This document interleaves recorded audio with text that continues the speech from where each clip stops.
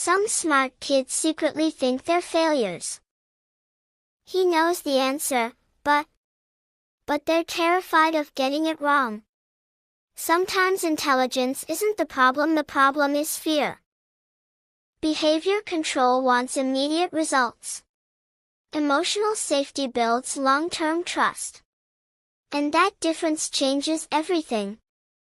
If this surprised you, wait until you hear the full story.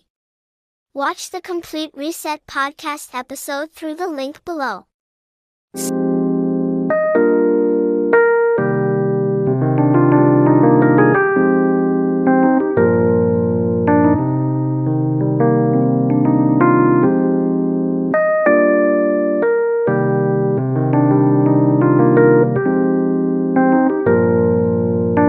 Welcome to Reset, the podcast where we explore the hidden reasons behind children's behavior, emotions, and learning. I'm Nabawoya, and today we're talking about something that confuses many parents and teachers. Why do some very intelligent children struggle in school? Why do some children who are clearly bright, creative, and capable suddenly stop trying? Why do some children with incredible potential begin believing they are failures? The answer may have very little to do with intelligence, and much more to do with emotion.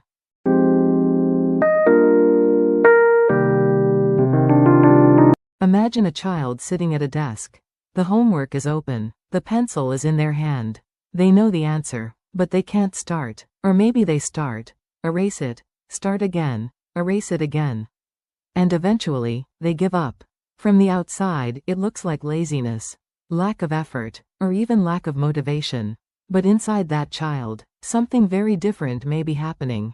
Fear, pressure, perfectionism, self-doubt, and emotional exhaustion.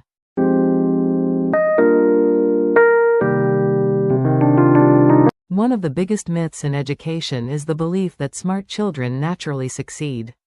But intelligence alone doesn't guarantee success. Children don't learn with their brains alone. They learn with their emotions too. And when emotions become overwhelming, learning becomes difficult, even for highly intelligent children.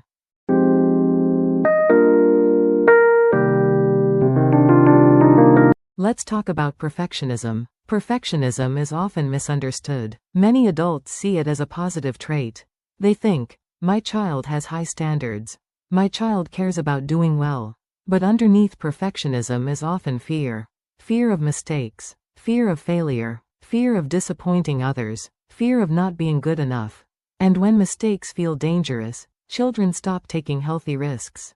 They stop raising their hands. They stop trying new things. They stop participating, not because they don't care, because they care too much.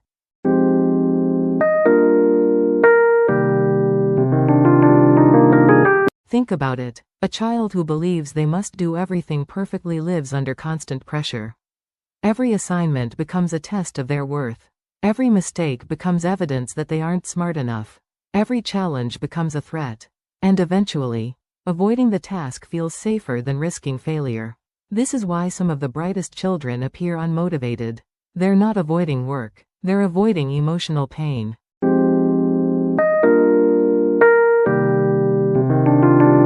Another hidden factor is fear of disappointment. Many children desperately want adult approval. Parents, teachers, coaches, caregivers, the people they love most. And while encouragement is healthy, constant pressure can become overwhelming. Children may begin to believe, if I fail, people will be disappointed in me. If I struggle, people will think less of me. If I make mistakes, I'm not good enough. And those beliefs slowly shape how they see themselves.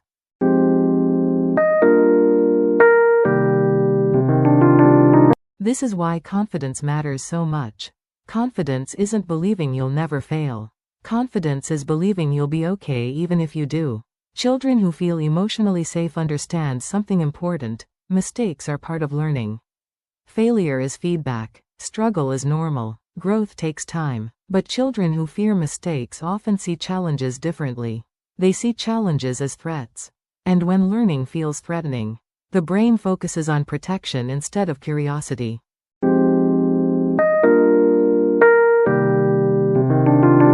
Let's talk about the emotional side of homework. For some children, homework is simply a task. For others, it's an emotional experience.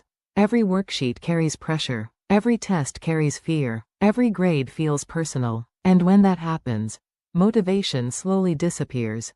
Not because the child is incapable, but because learning no longer feels safe.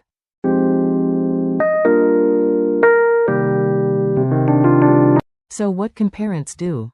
First, focus on effort more than outcomes. Instead of saying, "Did you get an A?" Try saying, "I'm proud of how hard you worked." Instead of praising only success, notice persistence. Notice courage. Notice improvement. Because effort is something children can control. Results are not always within their control. Second, normalize mistakes. Talk openly about your own mistakes. Share stories about challenges you faced.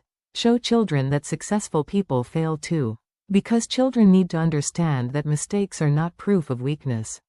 They're proof of learning. Third, pay attention to emotional signals. A child who procrastinates may not be lazy. A child who avoids homework may not be careless. A child who gives up quickly may not lack ability.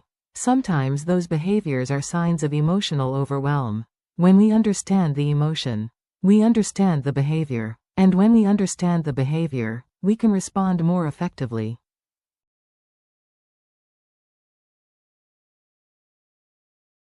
Perhaps the most important thing we can give children is emotional safety. The freedom to try, the freedom to fail, the freedom to learn, the freedom to grow, without fear that their worth depends on their performance.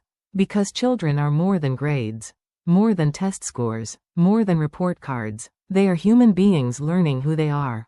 And that journey requires support, not pressure, connection, not comparison, encouragement, not perfection. The smartest child in the room may not need more intelligence. They may need more confidence, more patience, more understanding, and more emotional safety. Because intelligence grows best in an environment where mistakes are welcome and learning feels safe.